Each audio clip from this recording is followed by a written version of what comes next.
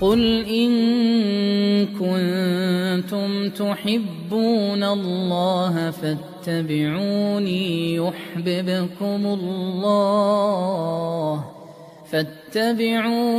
يحببكم الله ويغفر لكم ذنوبكم والله غفور رحيم.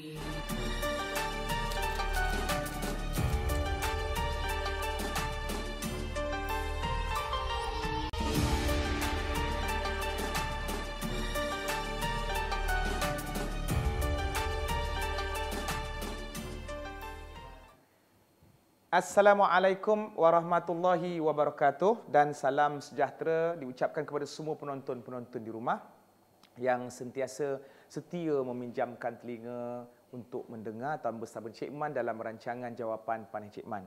Korang tanya je, insya-Allah Cik Man akan jawab. Itu hashtag dia. Jadi pada hari ini untuk minggu yang baru, pada hari yang pertama minggu baru, kita masih lagi di tema hadis. Jadi hari ini ada hadis yang kita pilih untuk kita bincangkan yang dia merupakan kata satu perkara yang tidak asing dalam hidup kita, iaitu berkenaan dengan nasihat. Perkataan nasihat. Kita semua pernah dengar, Pak Long, Mak Long pernah dengar, adik-adik pernah dengar, sesiapa pun pernah dengar. Dan kadang-kadang mungkin kita tak pernah dengar perkataan itu, tapi kita selalu menghadapi intipatinya mak kita membebel, kemudian di sekolah pun cikgu kita marah dan seumpamanya, maka itu adalah salah satu daripada bentuk nasihat. Jadi pada hari ini insya-Allah Cik Man akan berkongsi ataupun menghuraikan sedikit sebanyak secara ringkas dan kita akan jawab persoalan-persoalan yang berkaitan dengan hadis ini. Jadi Nabi sallallahu alaihi wasallam ada bersabda tentang hadis yang berkaitan dengan nasihat, iaitu ad-din an-nasihah. Kemudian sahabat bertanya, qulna liman, untuk siapa? Lillahi wa likitabihi wa lirasulihi li'a'immatil muslimin wa amatihim. Hadis ini sahih. Baik. Maksudnya, bila Nabi menyebut ad-din an-nasihah, agama itu adalah nasihat. Kemudian sahabat yang mendengar, yang duduk dekat samping tu bertanya, nasihat untuk siapa? Bagi siapa?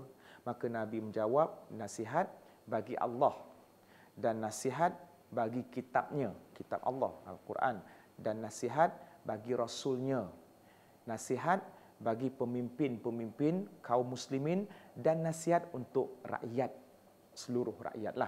Jadi kita pun bertanya dekat sini satu persoalan. Cik Man, bagaimana kita nak kata hadis, bagaimana kita nak faham bahawa ada nasihat untuk Allah? Adakah kita nak bagi nasihat dekat Allah?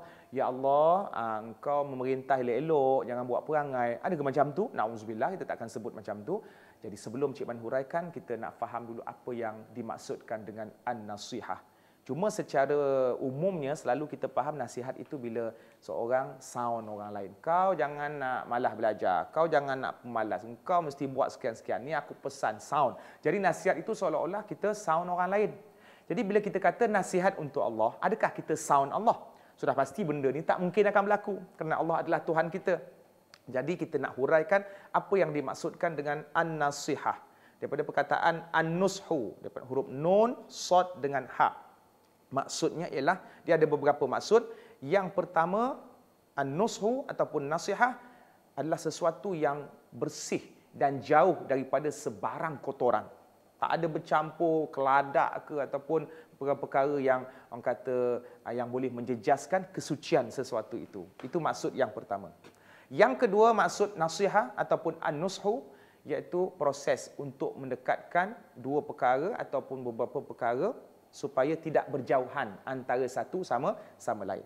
Jadi yang pertama tadi bersih daripada segala kekotoran, yang kedua mendekatkan antara beberapa perkara.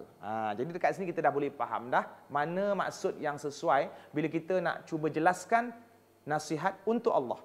Jadi apa yang dimaksudkan nasihat untuk Allah? Adakah sama kita menasihati ataupun memberi nasihat kepada masyarakat biasa dengan nasihat untuk Allah? Jadi kembali kepada maksud tadi, bila sebut nasihat bersih dari kekotoran, so bagaimana kita mengatakan bahawa kita ada nasihat untuk Allah? Iaitu sebagai seorang hambanya, sebagai seorang makhluknya, maka kita mesti bersih dari segala kekotoran dalam soal untuk taat dan mempercayai bahawa Tuhan yang hanya layak disembah ialah Allah Subhanahu Wa Taala. Dari sudut akidah kita, dari sudut ketaatan kita kepada Allah, bersih dari segala kekotoran. Tak ada Tuhan selain daripada Allah. Ini dari segi tauhid, tak terjebak ataupun tak tercampur dengan syirik. Kita tak jumpa bomoh, kita tak jumpa dukun, tak berlakunya percanggahan dari sudut akidah. Kita meyakini bahawa Allah Subhanahu Wa Taala itu adalah satu-satunya Tuhan yang paling layak disembah, dan Allah Subhanahu Wa Taala adalah satu-satunya Tuhan yang mencipta, mengurus dan mentadbir alam ini. Itu yang kita faham, ya. Kemudian ada nama-namanya, kemudian ada dia punya sifat-sifatnya yang wajib kita percaya. Jadi maksud nasihat untuk Allah itu ialah kita menanam kepercayaan bahawa dia adalah Tuhan, di mana kepercayaan tersebut bersih daripada segala kekotoran dalam masalah akidah seperti syirik, seperti khurafat, benda-benda yang berkaitan dengan tangkal. Jadi kalau kita ada percaya benda-benda yang lain selain daripada Allah, maka kita belum ada nasihat lagi untuk Allah. Kita belum ada kepercayaan yang murni ataupun yang sejati lagi untuk Allah. Ini yang dimaksudkan nasihat untuk Allah. Kemudian kita beralih pula kepada li kitabihi. Nasihat untuk kitabnya. Siapa kitabnya? Apakah kitab yang Allah turunkan kepada Nabi Muhammad? Sebelum tu Allah memang ada turunkan beberapa kitab seperti Zabur, Taurah dan Injil. Cuma kitab ini tidak ada jaminan untuk dipelihara, maka sebab itu berlakunya penyelewengan. Tapi apabila Allah menurunkan kitab yang terakhir kepada Nabi yang terakhir, iaitu Muhammad sallallahu alaihi wasallam, iaitu Al-Quran, yang kita ada mushafnya di rumah, maka kita bertanggungjawab terhadap kitab tersebut. Jadi apa yang dimaksudkan nasihat untuk kitab Allah, kita kembali selepas ini.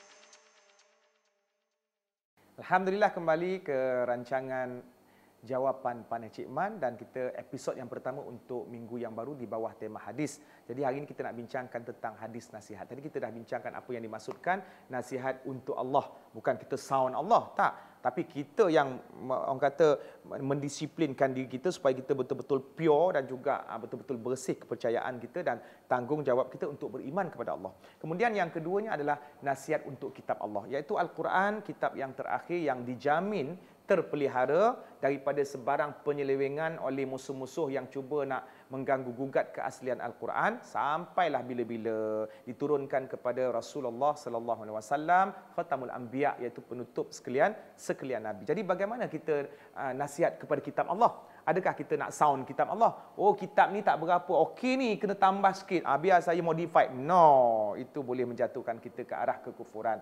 Jadi maksud nasihat kita untuk Al-Quran ialah bagaimana kita mempercayai Al-Quran sebagai kitab yang terakhir dan satu-satunya sistem perundangan yang paling sahih sebagai wahyu Allah yang wajib untuk kita berpegang dengannya. Tu Nabi sebut, taraktu fikum amrain, aku telah tinggalkan kamu dua perkara. Selagi mana kamu berpegang dengan dua perkara ni, kamu tidak akan sesat selama-lamanya. Apa dia dua perkara tu? Kitabullah, kitab Allah iaitu Al-Quran, dan juga sunnah Rasulullah sallallahu alaihi wasallam.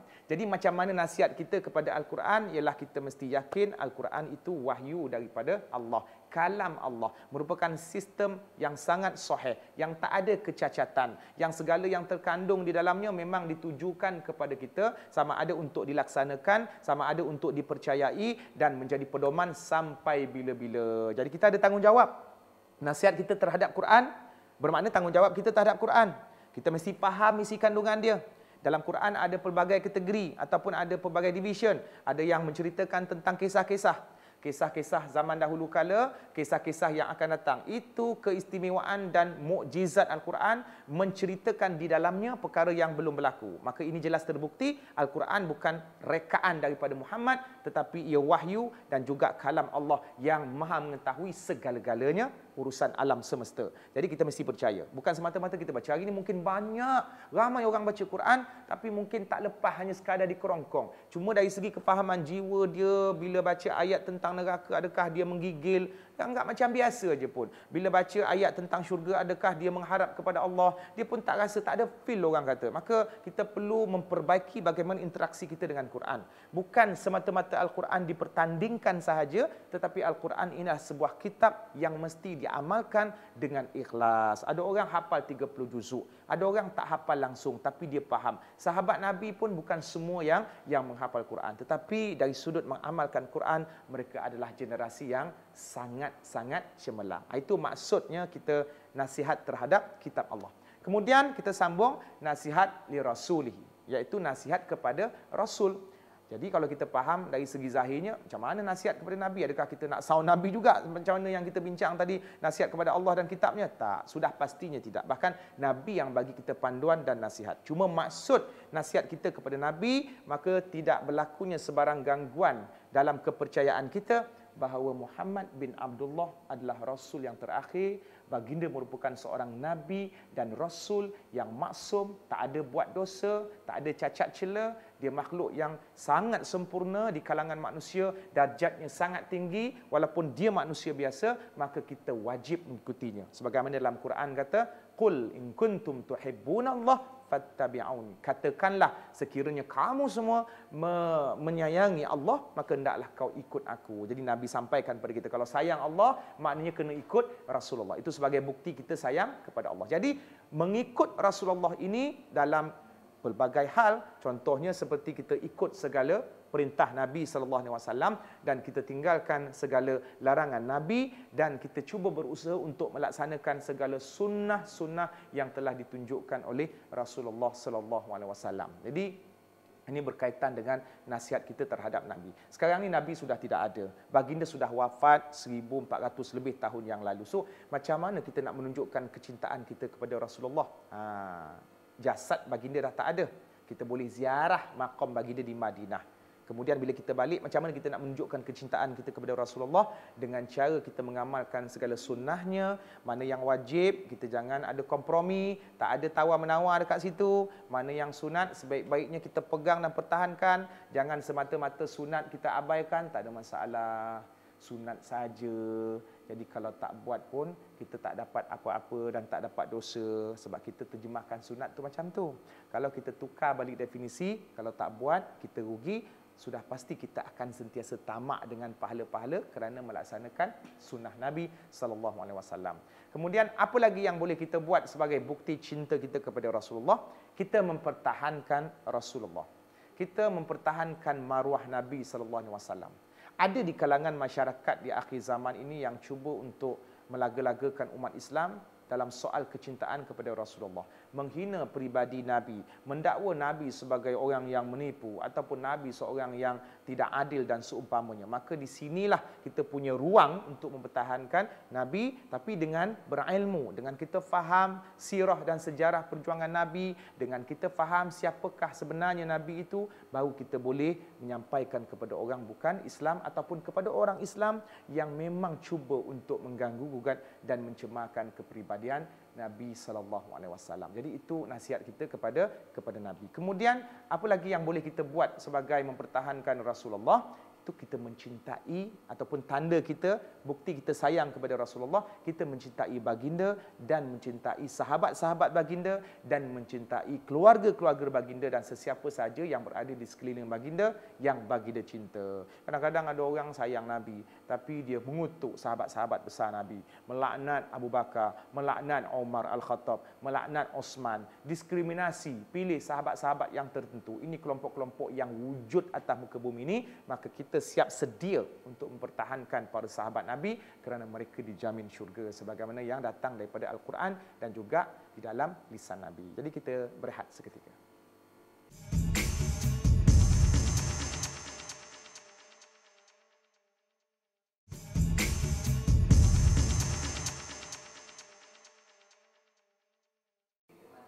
Alhamdulillah, kembali ke jawapan panas Cik Man dan kita kembali balik untuk membincangkan tentang hadis nasihat ini.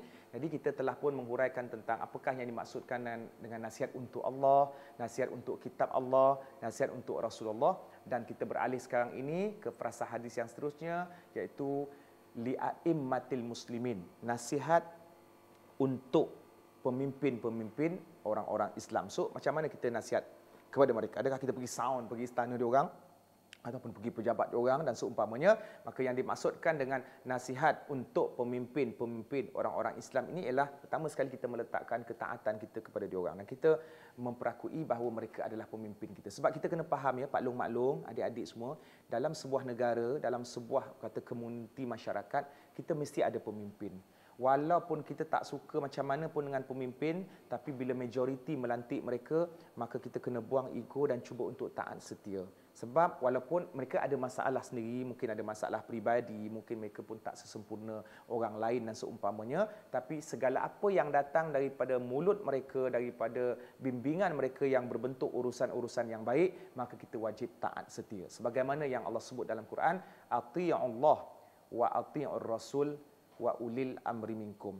Taatlah kamu kepada Allah dan taatlah kamu kepada Rasul dan pemimpin-pemimpin di kalangan kamu. Jadi kita tak tengok siapa dia, tapi kita tengok kedudukan dia yang telah diberikan oleh Islam, bahawa once bila kita ada pemimpin, maka kita taat kepada dia, bagaimana pendirian kita sebagai seorang rakyat yang mesti taat setia kepada seorang pemimpin. Kalau dia, contohnya mungkin ada pemimpin tu dia dilantik menjadi pemimpin, cuma mungkin dia tu suka melewat-lewatkan solat, kemudian kadang-kadang mendedahkan aurat dan seumpamanya, maka itu urusan peribadi yang kita boleh sound dalam urusan yang lain. Tapi dari sudut hubungan kita dengan dia sebagai seorang rakyat, maka kita wajib taat setia. Kerana kalau kita cuba untuk mengganggu taat setia ini, perjanjian antara kita rakyat dengan pemimpin, maka akan berlakunya kemudaratan yang lebih besar, huru-hara, masing-masing memberontak, masing-masing nak angkat diri masing-masing menjadi pemimpin, maka akan berlakulah kemudaratan yang besar, pembunuhan, peperangan saudara sesama Islam dan yang sewaktu dengannya. Itu risikonya.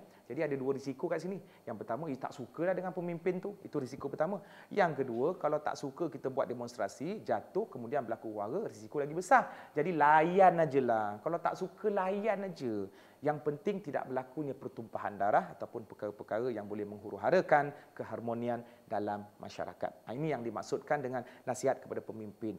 Dan yang keduanya, apa yang kita boleh buat dari sudut nasihat kepada pemimpin?